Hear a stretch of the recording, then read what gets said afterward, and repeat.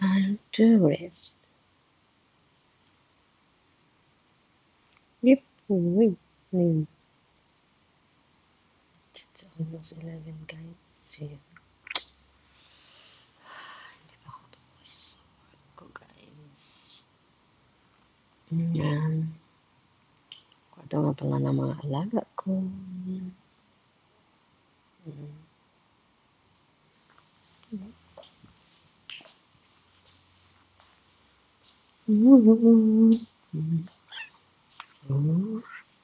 Peekaboo! Agad na agad. 11 o'clock na, guys. Yun. Ilang minuto na lang. Maliligo pa yung person, guys. Yan. Yan po yung Emirates ID ko. Palagi yan dyan, guys. Kasi in case of emergency, nandyan siya. Ito nga pala yung alaga ko, guys. Yan yung lumaki sa akin. Tabi-tabi ko yan siya. Matulog noon. Ngayon, hindi ko na siya katabi, pero pagkising niya nalaga ng umaga, pagising niya sa umaga yan, guys, didiretso yan sa higaan ko at magyakap sa akin ang mag-kiss. Kahit ako'y tulog, hinahalikan niya pati puwet ko, guys. Pati kilikili ko, hahalikan niya yan.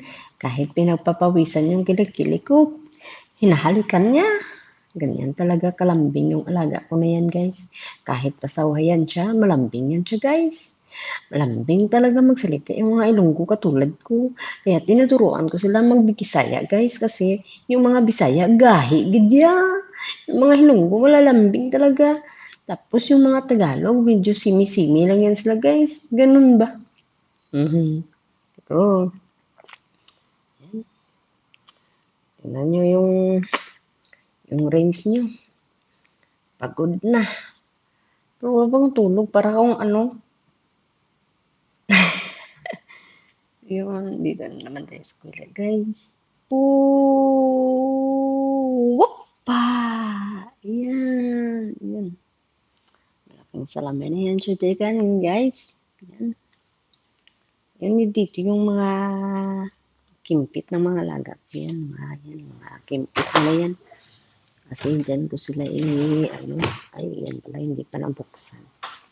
Mga libro yan dyan siya, guys. Tapos dyan, libro, ayan. Ayan. Oh, relo. Yung cabinet na yan dyan, open yun. Naghihintay yan siya palagi na isira ko. Ewan ko ba't nabubukas dyan. Loko talaga yung parador na dyan. Tapos yun, guys. Ito naman yung misa ng panganay na anak. Yan. Mahilig siya sa ligo, mahilig siya sa new jeans. Yan siya. Mahilig siya sa new jeans guys. Tapos yung Harry Potter yan, mahilig yan sa Harry Potter. Ito naman yung pangalawa. Dyan ako kanina nakaupo. Yan, para akong dunya dyan. Oh. Ito naman yung sa alaga ko na maliit. Yan. Ito yung parador na yan. Naghihintay yan siya na isira ko. Tapos mag-open na naman yan. Ay, iwan ko ba dyan? So, yun guys. So, yun. Magpapaalam na ako kasi time check. It's 11:03.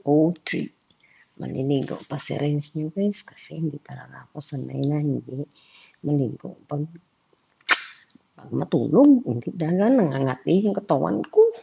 Ginigising ako pero hindi ko naman binabasa yung buhok ko, guys, yung katawan ko lang.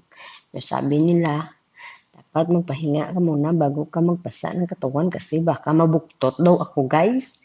Yun parang mapilay bala, guys ba.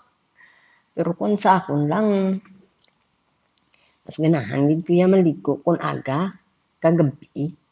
Pero kung aga ya ligo gid tanan niya. Basa sang ulo, basa sang lawas tanan. Kung gabi basa kalawas mo manghinaw bla. Kung muna kung sa baga bla ba. Silang bla manghinaw ka. Mga Bisaya naman manghimasa ka. Kung sa ano naman sa Tagalog, yun lang. Hindi ko alam. Pero kung sa English, hotbat. Hotbat ba? Hotbat.